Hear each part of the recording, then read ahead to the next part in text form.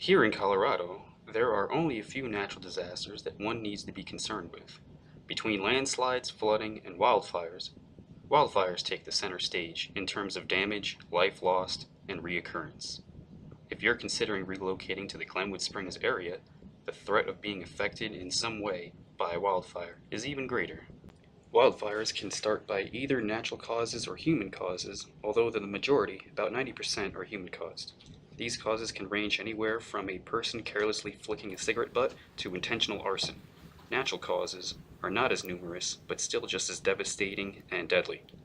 Although the most common cause, lightning, as we will see, is not the only cause of ignition. Once ignition has occurred, the spread of fire is determined by several factors such as moisture content of fuels, amount of dead fuel, topography, and prevailing wind. In Glenwood Springs, there was a disastrous fire that burned 29 homes and 12,000 acres called the Coal Seam Fire. The culprit was again this area's mining past.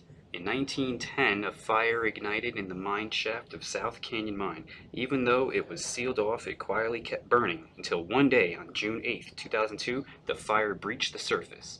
Even though there were no fatalities, thousands of people from West Glenwood Springs to 4 Mile had to be evacuated. Sometimes, due to budget, time, or management constraints, governing agencies such as the BLM can't afford to put out every fire until it becomes a priority. Such was the case with this area's deadliest wildfire, the Storm King Mountain Fire. I'm here at Two Rivers Park, where there is a memorial for these brave firefighters who lost their lives battling this blaze. This fire was ignited by lightning and was known for days before firefighters were finally dispatched to fight it on July 6, 1994. On this day, 14 firefighters met their fate, battling a blaze that was allowed to burn until it grew to over 11 acres and was approaching homes in the Canyon Creek estates. Several uncontrollable conditions helped spread this fire, as well as about 40 other fires in this area at the same time.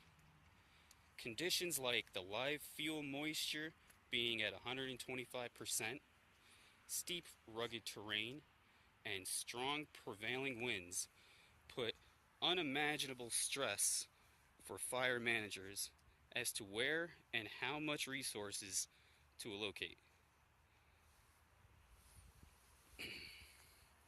The tragic loss of life in the South Canyon fire was not in vain, as many lessons were learned and new techniques and equipment were implemented, making this dangerous job a little less dangerous.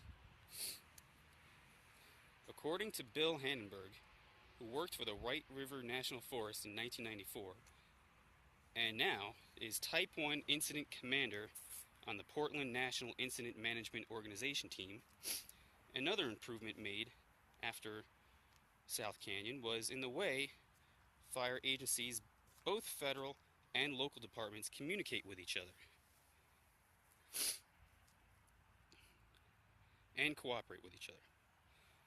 There is also a greater emphasis on wildland fire training and capability with the local departments.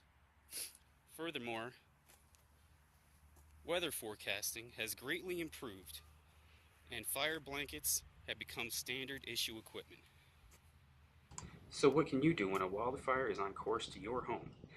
My mentor, Charles Johnson with the United States Department of Agriculture, suggests homeowners could clear any vegetation by clearing any brush or mowing any lawns, as well as having a good plan for evacuation, and leaving the job of starting backfires to the professionals so you don't get in trouble.